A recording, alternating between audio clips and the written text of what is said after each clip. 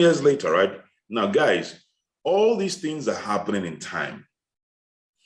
Everything is working together for good for James at the moment, but there always comes a time when life happens.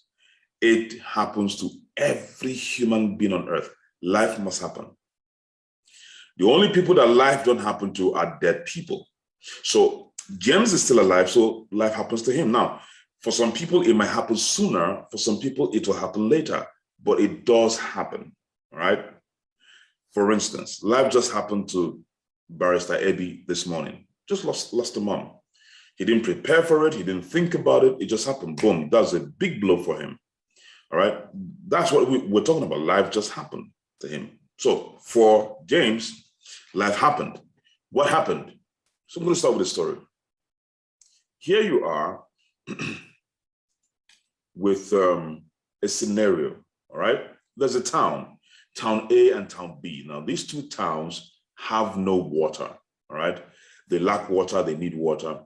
And then you have two people, two friends, James and Peter. And James and Peter have a unique thing about them. They think big. They want the big things out of life. I mean, they want to travel. They want to have their own homes, have exotic cars, give to the less privileged, go on vacations. I mean, this is the life that they want, the lifestyle, living a good life. They want it, right? But then in reality, this is their dream. This is what they want. But you see, whenever we want something big, life will bring us in fact, somebody says life, but I believe that it's God that orchestrates life to act on our behalf when we must have prayed. So in the midst of all their big dreams, there's something happening.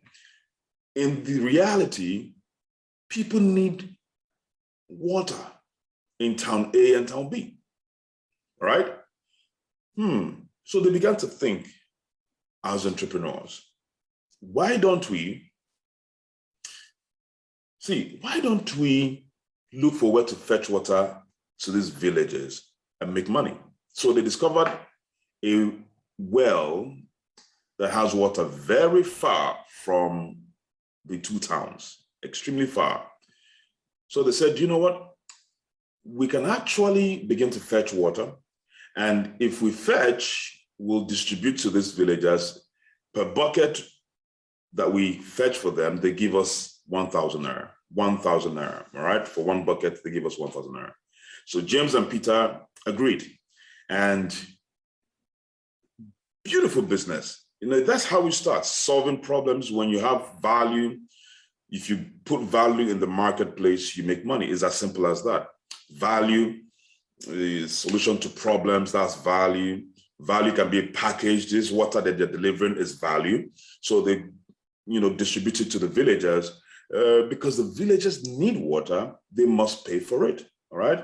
So you don't pick money from anywhere. Anyways, now James and Peter begins to carry the bucket. So they carry one bucket every trip, and they make 1,000 naira. And they do 50 buckets per week. So in a week, they carry 50 buckets in 1 week. So that means they make 50,000 naira per week because one bucket is 1,000 naira. Now that means in a month, they make 200,000 naira every month, right? Beautiful business. I mean, 200,000 naira every month for one, bucket of water, and then 50 buckets in a week. Now here's a good thing. While they were doing this, Peter begins to think building to last. And Peter said, let's build a system and earn profit for life. That's built to last, because they're doing the work, the hard work. Because, we're going to get older at some time. When can we, if we have a system, if we have a system, when we build that system, we can actually stop what we're doing and money continues to come. Do you know what James said? James said something like this. It will take time to do the system. I don't have the time. Do you want us to make more money? 200,000 naira we're making every month is good. But then if you want us to make more money, tell me, Peter, that you want us to make more money. Don't be talking about this system thing. It takes time, and I don't have that time. So something happened, guys. Peter began to draw out a plan to build a system around what they were doing. But James instead did something different. Now, James is likened to someone that runs a traditional business where you are in the E quadrant or the S quadrant. Now, the E quadrant is the employee quadrant. The S quadrant is the self-employed quadrant. What is peculiar about these people is they think, whatever I have to get done, I have to get done by myself. They're always thinking me. How can I get this done? How I'm going to do this? So the self-employed are the professionals, the specialists.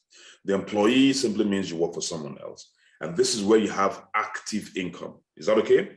Now, that is what James is thinking. That was what his father did, his mother, his uncles. That's what they're doing. So he's thinking in that line, and he just wants to make money. So let's take a deeper look into James' subsequent life progression, basically.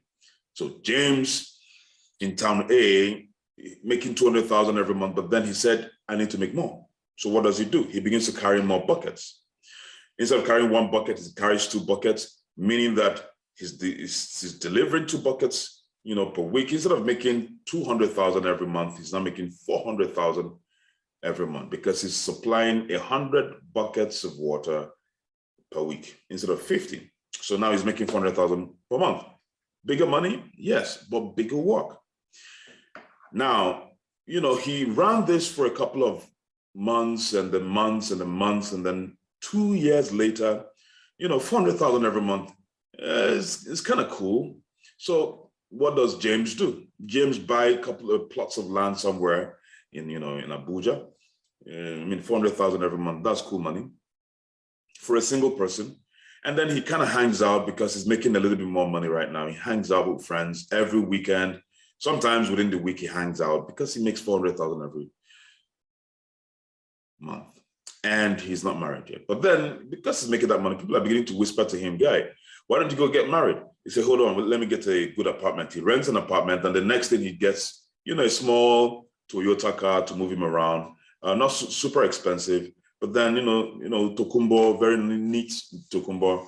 And the next thing we hear is tam, tam, tanam, tam, tam, tana.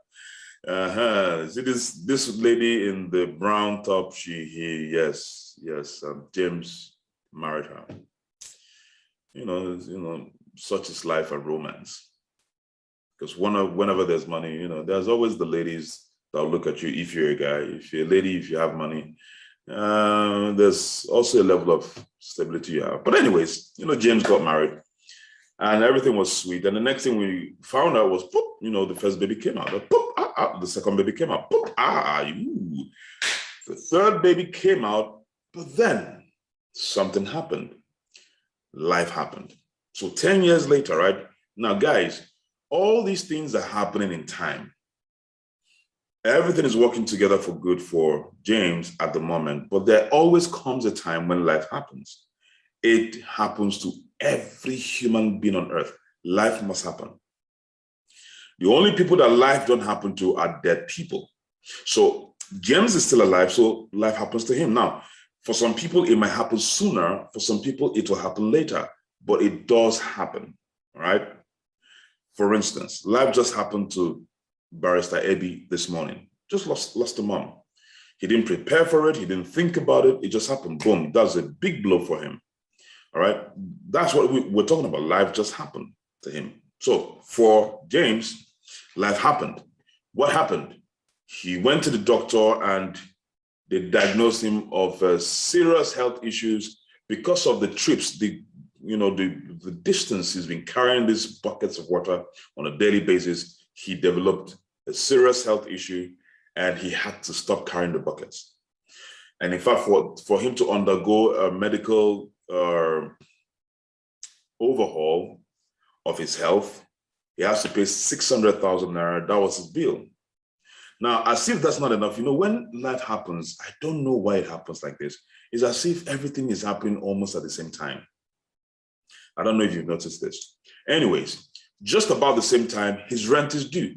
That's 2.5 million. Remember, he has 3 kids. So he's living in a very lovely 4-bedroom apartment, all right, with boys' quarters. But now his rent is due just about the time he went to the doctor. And the doctor said, hey, you have to slow down with your work to get your health back together, but you still have to pay 600,000 naira for your medical bills. Rent is 2.5 million, just about at the same time, because it's not his own house. And the next thing is just about the time he's getting home, and they say your car couldn't move again. And then you call your mechanic, and your mechanic says the engine don't knock, and you have to pay 300,000 naira to get a new engine.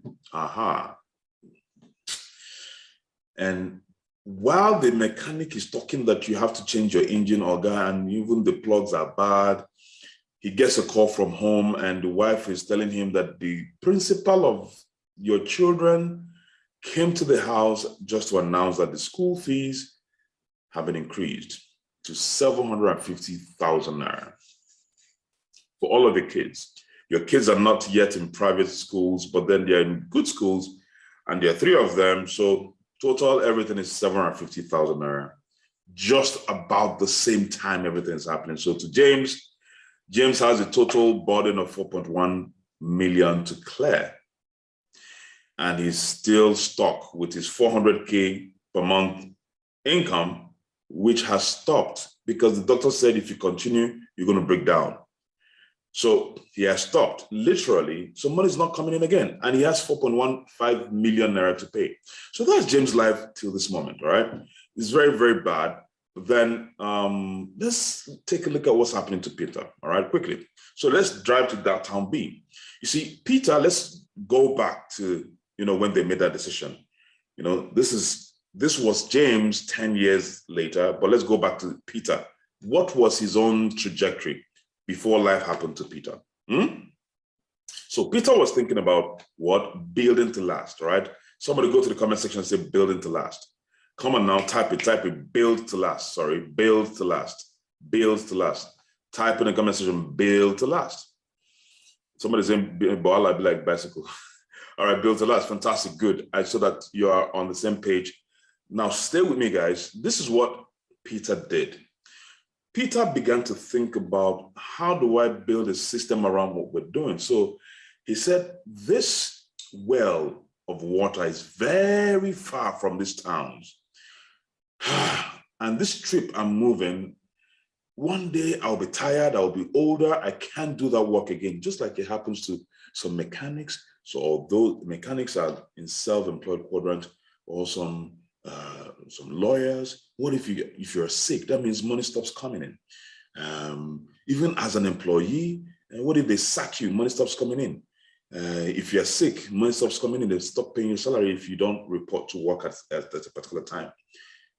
So why don't I build a system? So what he thought was, I don't have the capacity to draw water from this well to this town. So let me partner with a big company. So he partners with a big company that has the money, all right, and tells them, hey, come to this area and put up a tank, all right, and build a pipeline. I will mobilize the town people to buy this water from you. And normally they buy for 1,000 naira per bucket, all right? But I'll be releasing 100 naira to you. But I'm going to mobilize. Now, he needs to mobilize. The town people are there. So he does that deal with these partners. And the partner said, no problem, I'm going to build a pipeline, drawing water from here to the tank. But then you have to fetch from the tank because the tank is closer to the town, and then deliver to them. Peter says, no problem. He's still going to deliver to these people, but he doesn't need to walk as far as where the well is. So, but what does he do? As a creative person, he now says, instead of carrying the buckets from this huge tank to the villagers, because there's no way to attach a pipe to the town B because the ground is rocky. So you can't bust through a pipe. So what does Peter do? He's being creative. He goes to recruit 1,000 people. He recruits 1,000 people who will be carrying buckets from the tank to the people, and the people will still be paying the same 1,000 naira per bucket. But all Peter is asking is, give me 200 naira from your 1,000 naira. I will give 100 naira to my partners, and I'll take 100 naira. You guys enjoy 800 naira. Wow. Now, these guys don't have access to the partners. They'll be excited. So every day, these 1,000 people reimburse 100 naira each to Peter. Let's forget about the 100 naira. That one goes to the company. But then Peter is now making how much? Peter is making a whopping sum of 100 naira times 1,000. That is 100,000 naira every day. Because these people carry the buckets every day, they supply and they make 1,000 naira and they reimburse 100 naira to Peter. That's all he is asking for, because Peter gave them the enabling environment. Beautiful, what? 100,000 every day. But how much were they making before then? James and Peter, they were making only 200,000 in a month. Now, are you understanding a little bit the power of leverage, guys? You see, when you leverage, you make more money than the hardest worker on earth when you leverage. When they were working themselves, they were making 200,000 every month, not every week, every month. But because this guy was creative and he leveraged on other people's efforts and time, he's now making 100,000 every day without doing any work. All he does is supervise. Come on, guys. Let's think about it for a second. Now, 100,000 every day, beautiful money, the kind of money that will make the devil envy you, right? But then life happens to Peter, because Peter is making 2.8 million every month. But when life happens, Peter is subjected to, the hospital bed. Life basically happened. But while he was in the hospital bed, just like almost it happened to James, but his own illness was a bit different. I think it was coronavirus that happened to Peter. One of his trips to supervise. So one of those boys, I think they had coronavirus. So it wasn't out of the fact that he was working hard, that he's ill. I think it's coronavirus, yes, because his temperature got up. So he had to be quarantined. So on his quarantine bed, ladies and gentlemen, he's still making 100,000 every day. Even when life happened to him, he's still making 100,000, because these workers, these partners, these 1,000 people are hardcore. Their immune system is super high. They don't care about coronavirus. They are still carrying the buckets. They are still 100%. Maybe because Peter stopped working really hard, his immune system kind of dropped. And then he caught coronavirus. But these guys don't have coronavirus, and they keep working. And Peter keeps making 100,000 naira every day. So let's tie it down. Let's go back to town A, all right? Now, we go back to town A. James is depressed because he's not making money. He can't work. He can't deliver water to town A guys. And town A guys still need water. So what happens? After 14 days quarantine, Peter is all, boom, he's back up in by himself, and he decides to pay James a visit. And then he comes to see James. James, hey, how you doing? And James is not really feeling really good. And he says, how much is your hospital bill? He says 600,000 naira. Peter gives James 600,000 naira to at least take care of your health, young man. But the doctor says to James, even though we treat you, you need to abstain from work.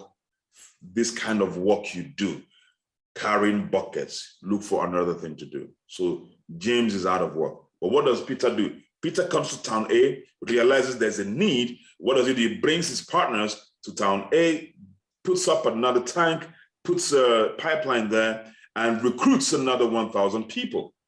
And the same thing begins to happen in town A, and Peter begins to make 100,000 naira every day from town A. Remember that he's also making 100,000 every day, still making that from town B. So guys, here's the deal.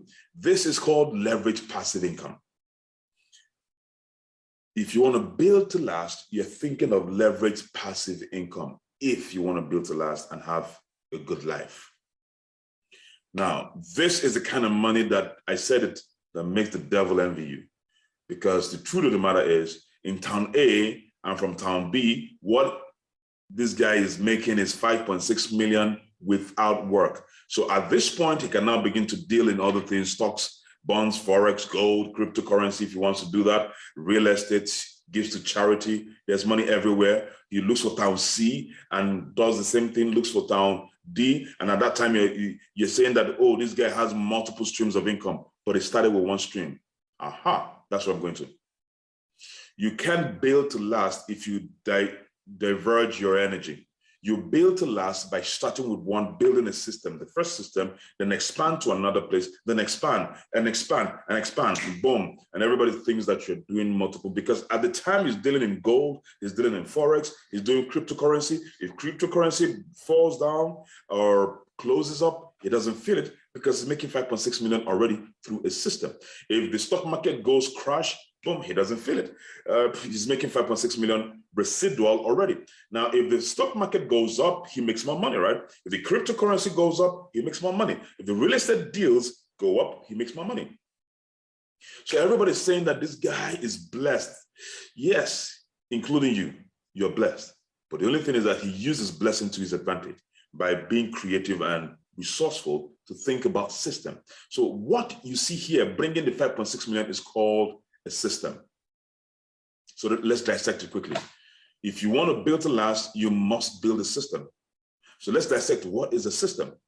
Now, a system, excuse me, is what leads you to passive income, where you don't have to work and the money continues to come.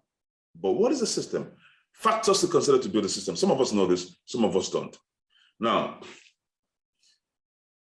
to build a system, you have to have partners, you have to have value, you have to have leverage.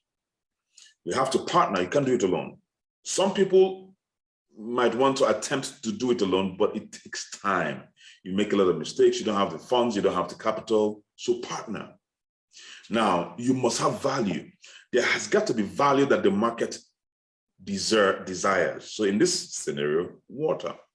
Then you have to have a lot of people working for you or working with you so that you can leverage from their time, and all this total together gives you a system. Aha. Now, let's bring it home. In what we do we have such? Yes, we do. We have access to a system. We already have a partner, Empowered Consumerism. Well-trusted, is a global business structure, making sure that our business continues for life globally. So the partner is there. Do we have the value? Oh, yes. In fact, we don't even have to manufacture the value. We don't even have to go and fetch the water. The value is created for us by our partners. Powerful products that people need. Powerful value in products that people need on a daily basis. Not sometimes, just like that water. People need these products every day. You see, the reason why Peter continues to make money on a daily basis is because those villages need that item, that value, water, every day. If they needed that item once in 2 months, maybe like electronics, maybe like TV, all right? They buy the latest TV, they don't buy again until another 2-3 years. Peter wouldn't be financially free by now. It has to be the value you push out in the marketplace has got to be a reusable, daily repeat use items of value. Remember that. We have that already. Then the last thing is leverage. And that is what you don't have. So do you know what happened to Peter? When Peter and James were carrying buckets, did he have access to people? No, they were doing it alone. Just like most of you, you are making money alone as I speak to you now. A number of you, I mean, for new people and some old people. The reason you're struggling in life is because you're doing it alone. You can't make much. You can't even amount to much. So what did Peter do? Let's learn from Peter.